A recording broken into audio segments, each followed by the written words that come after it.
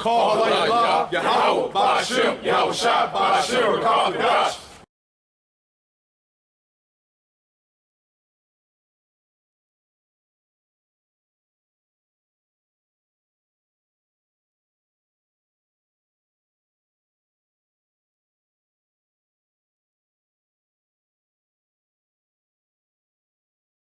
Well, after that interview, Viacom severed their ties with Nick because apparently Nick wouldn't apologize initially for his comments.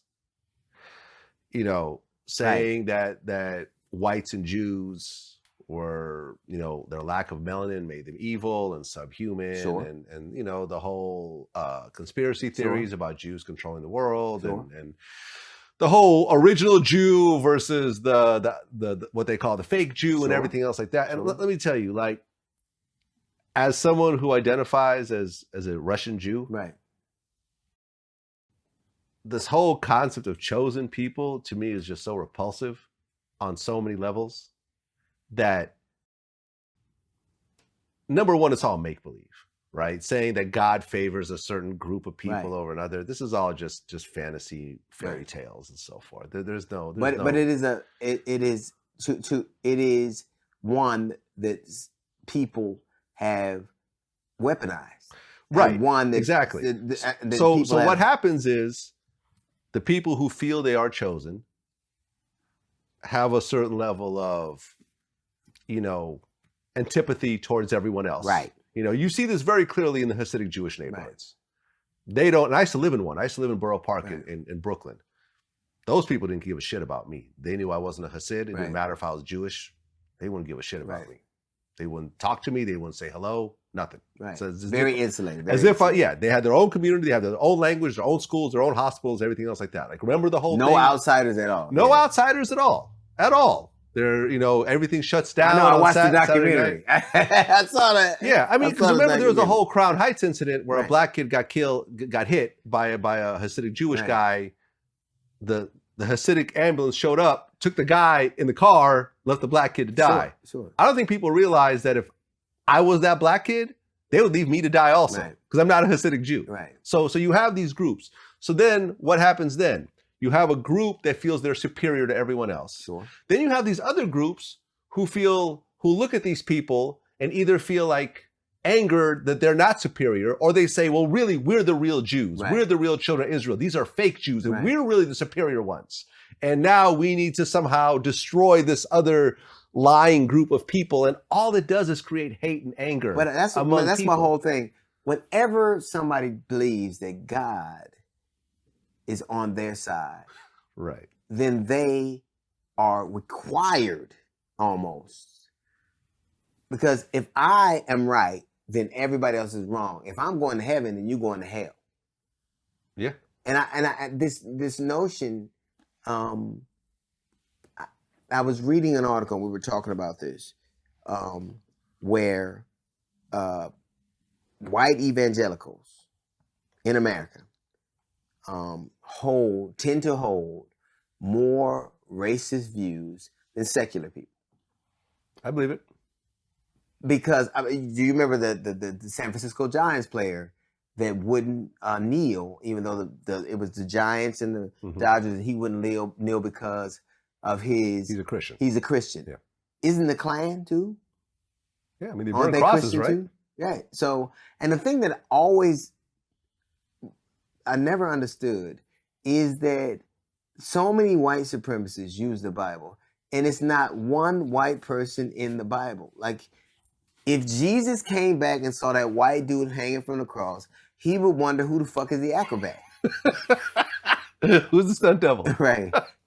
I didn't die for your sins to work at Cirque du Soleil. And then, like, it's so funny the things that people accept. Like, people got mad when Julia Roberts allegedly was going to play Harriet Tubman, but they didn't get mad because Julia Roberts was not going to play. But Harriet I know, Tubman. but that was the whole thing. And people like, oh, what if she?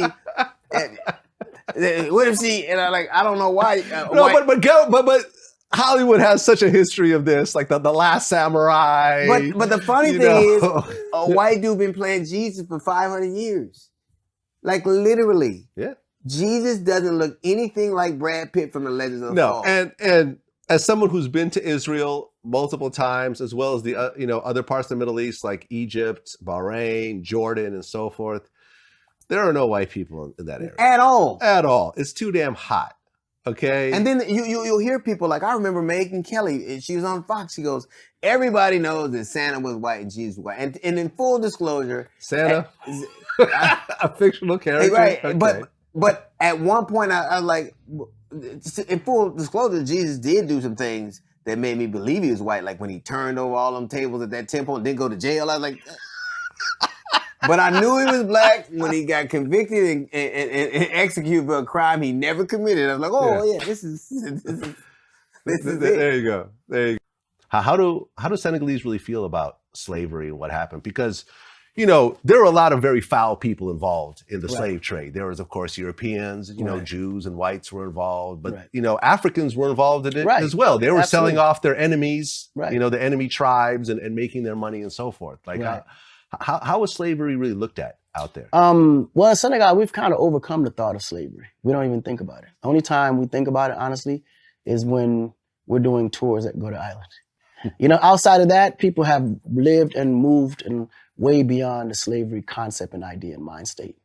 Right, because in Senegal, you actually know your history. You can trace your family back 100 generations, whatever else. You still have your names, your real names. You're not named Johnson, and Jackson, and Washington, Luther, and all the other slave owners that were the presidents who had slaves during that time, Jefferson, and so forth. Yeah, but you guys actually have your history, and that was the whole thing of walking around Senegal.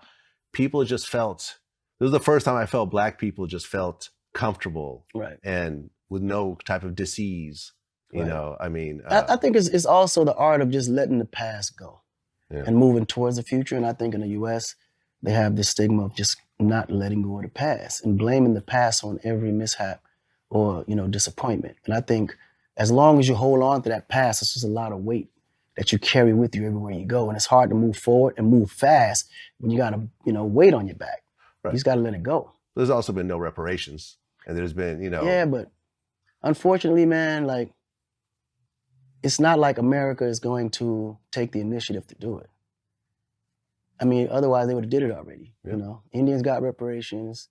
The Jewish got reparations for Holocaust, and it wasn't even done in America. Yeah, that's true. You know what I'm saying? Italians got reparations. Italians got reparations. Japanese got reparations. Yeah. It's just, it's to the point now where African Americans have to really understand their worth and realize that America was never or intended to ever consult or even make up for any of that. They're not sorry. They don't care. Yeah. It's obvious. So do you want to stay here and continue to be treated this way, or just go back home where you're now no longer the minority? You actually are the majority and you control your destiny and your future and your land. Yeah, no. Honestly, every Black person who has an issue with how people are treated in America, they really should go to Africa. They need to. They just need to go. 99% of them have not. I've never been there. Yeah. And they're super afraid to go. A few of my friends, the Michael Jai Whites have gone back, and the John Sallys have gone back. The people with money, and means. But the average Black person in America has no idea how dope Africa really is. I'm telling you, man. They have no idea. Yeah. But I mean, America did a great job brainwashing America. True. Because I'm telling you, the moment you mention Africa, they start shaking. They don't even know why. You think there's just tigers jumping into your hotel room?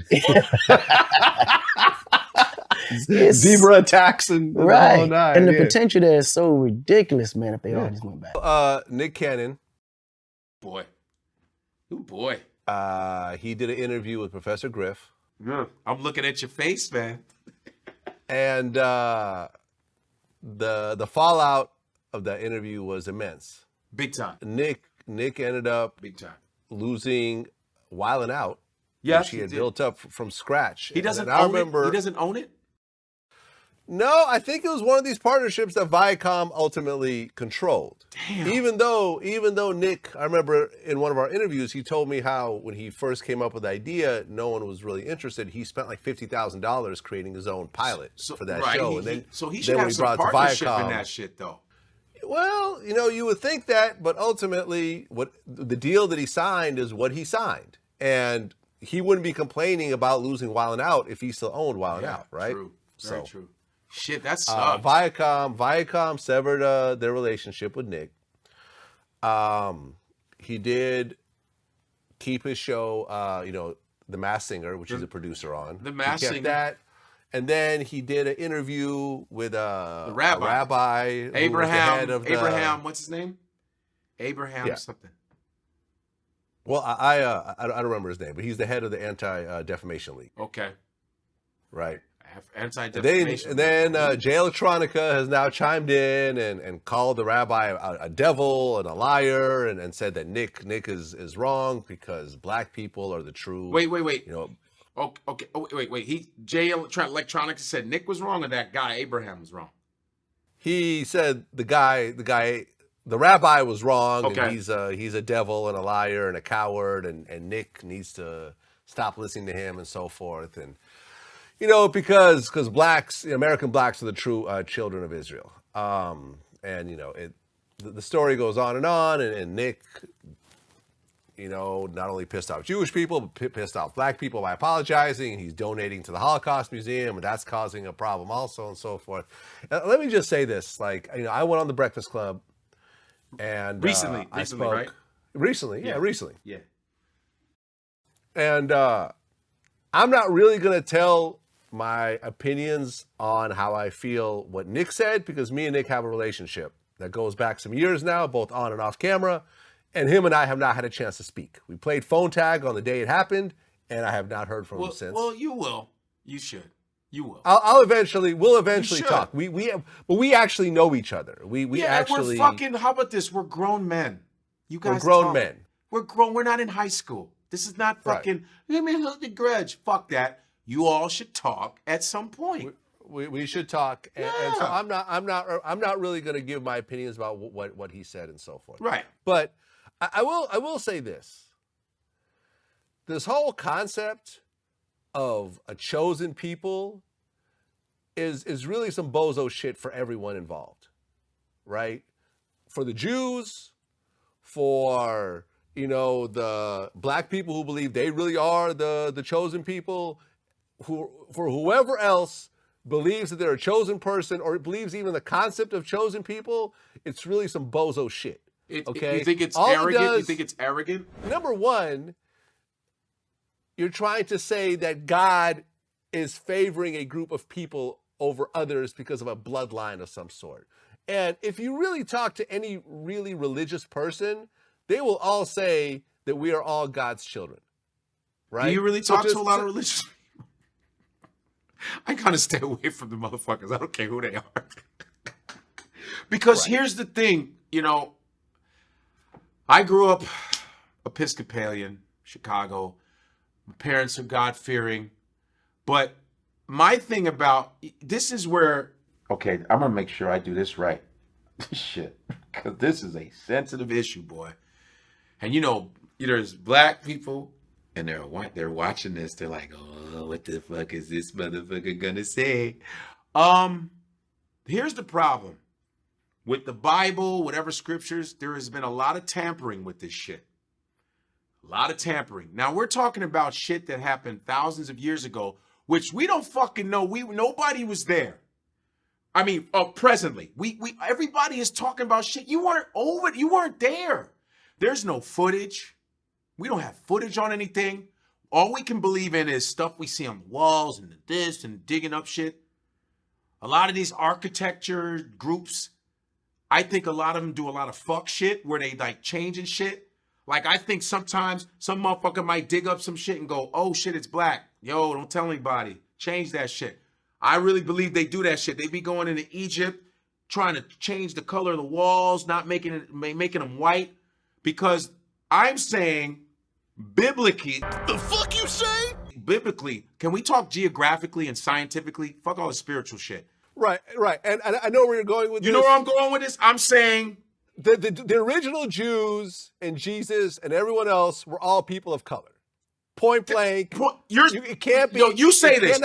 You say it. Argued. I want you to say that. Let it come out your mouth. Go ahead. Do it one more time. the original Jews, Jesus, and everyone else who was living in the Middle East. So let me tell you something. I have been to the Middle East. Go out there. I have been to Israel, Egypt, Jordan, Bahrain. All these places I have been to. Yeah, Egypt. All these places. It's all brown people. It's near the equator. Okay? This is how it works. Now, did some of those people move to different parts of the world and, have babies with people who didn't look like them, white people, Asian people, Spanish people, and then start to look like those people 100 generations later? Because we're talking about 2,000 years, right? That's 100 generations. Yes. Is my bloodline linked to the original Jews? I don't care. It doesn't matter. I don't give a shit. Do I consider myself chosen? No. The whole concept is fucking stupid.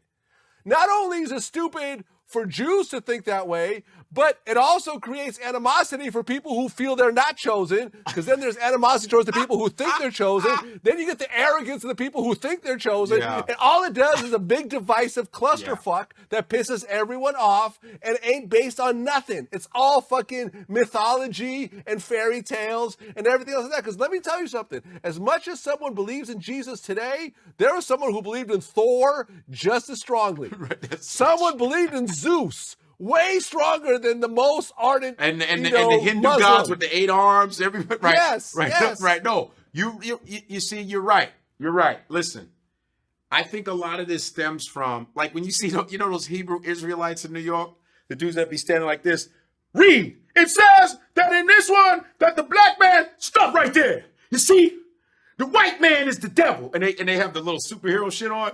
And then there's always a little Jewish man going, "You're wrong. You're wrong. No, that's not true. Listen, little white man, we ain't got time for the bullshit." And then if you walk past and you're black, say, "Brother, you need to listen to this scripture, man. Don't let these white people no, I'm just going to an audition." Fuck that audition. Read.